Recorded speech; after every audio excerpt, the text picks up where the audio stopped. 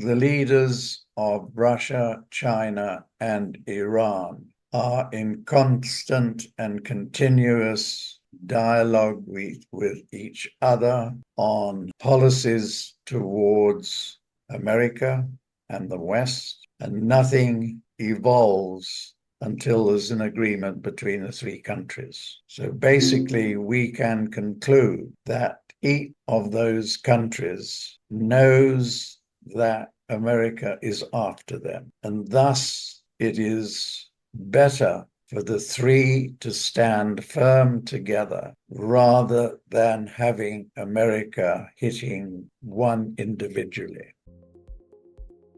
In America, it took $0.64 of credit to create $1 of GDP growth. Last year, it took $3.64 of credit to create $1 GDP growth. Totally unsustainable. That's unsustainable. Can't go on like that. So we need a major crisis. That major crisis is going to be a war. And it's going to be a war between, do we evolve into a multipolar world, or do we retain the unipolar world led by America?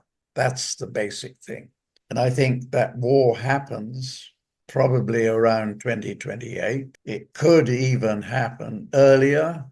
It could, but that's not a forecast. What happens beyond that is we go back to a world where equity rather than debt is the driver of growth. We go back to the average GDP global growth since 1900, which was about 4%.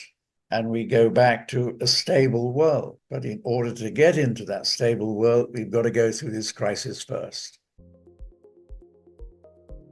It is very likely that before the end of this year, there will be a renewed attack on Iran jointly by America and Israel.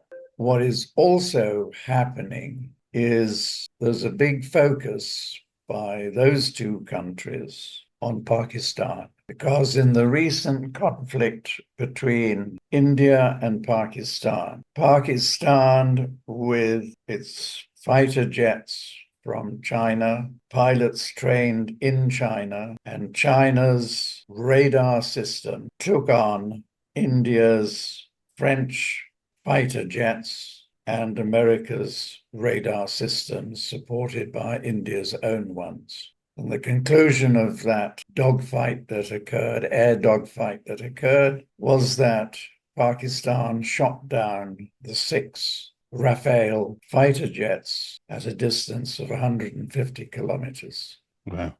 Now it's perceived that Pakistan could be a risk to what Washington would like to see as an American-controlled Eurasia.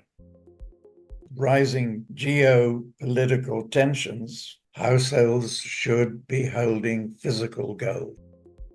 I have raised targets on all my market indexes. So in my last letter back in July, I raised my S&P target to 8,700.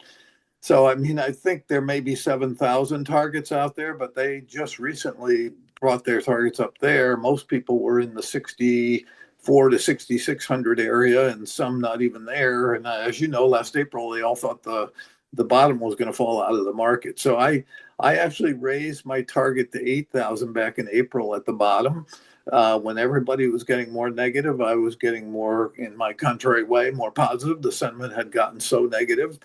And then when I took a look in July, my analysis just said you're not high enough. So I raised it to 8,700. My NASDAQ target I raised to 30,000 from 27,000, which had been raised back in April. And then I raised my Dow target to 60,000. And my Russell target, which was pretty extreme already at 3,300, I raised another 100 to 3,400.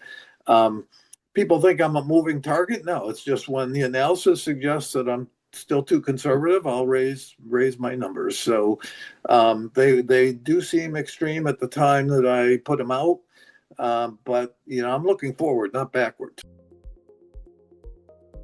I use fundamental analysis, technical analysis. I put a lot of pride in my macro. I think I'm as good a macro analyst as there is out there. I've been doing it for a long time.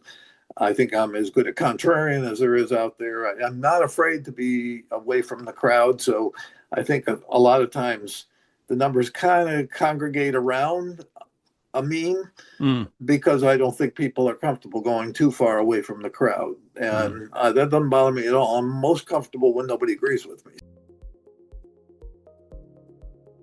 So I have 4,000 on gold. I can't remember whether when we talked last time I was there, I had been at 3,400 and raised it sometime in last year. So I raised it to 4,000, and I think we've been consolidating since April in a sideways consolidation.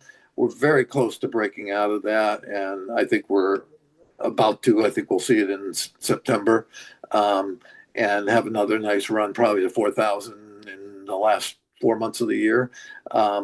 Silver, I have a 75 target that I've had for a long time. I think gold can get to 20,000 by the early 2030s. And I say early 2030s. That does not mean 2030. It means could be 2032 or 3. I don't know. Yeah. But 20,000 for gold and 500 for silver. And again, just like my equity calls, I may be conservative. I don't know. Don't get caught up in the end game here when this thing gets very ebullient. Because if we're at 8,700 or 9,000, wherever we are, I can promise you, everybody on Wall Street is going to be ebullient and telling you why this thing has legs. And your own psyche, not you, but the retail investor's own psyche is going to be bullish. They're going to be, it'll be the vast majority of people on both retail and institutional will be caught up in this. If you can fight that and get defensive and look and not listen to, because the other problem we have is the financial industry, the consulting industry, have rightly made the case since the mid 80s that it's timing the market, not timing the market, right? Indeed. That's still going to be the mantra at the top here.